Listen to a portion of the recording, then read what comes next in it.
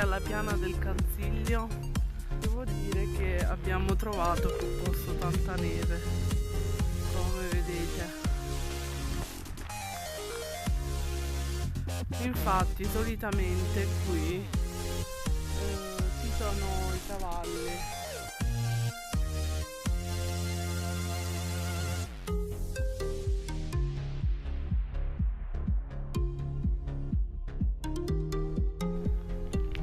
E oggi devo dire che fa davvero freddo e c'è tanta neve.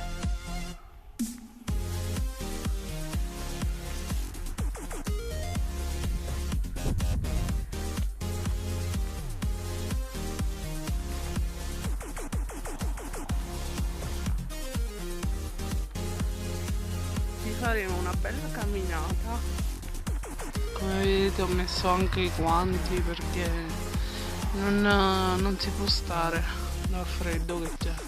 La neve anche qua. Come vedete il sole è tramontato, non c'è quasi più e il freddo aumenta.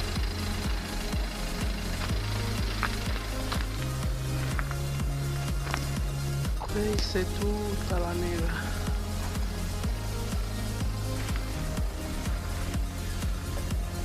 Questa è la malga dove vendono il formaggio e di solito lì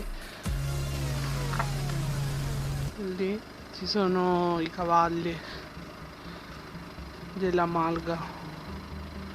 Formaggio meriti, possono mangiare i panini con la soppressa, con la salsiccia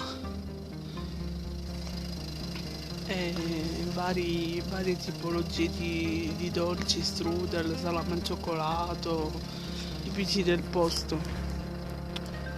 E lì, mentre andando per di là, c'è un'altra malga che praticamente là dove vedete in fondo fanno la pista con lo sci di fondo e c'è l'altra malga dove affittano tutto il materiale per fare lo sci di fondo, come ad esempio le tute e l'attrezzatura giusta per sciare.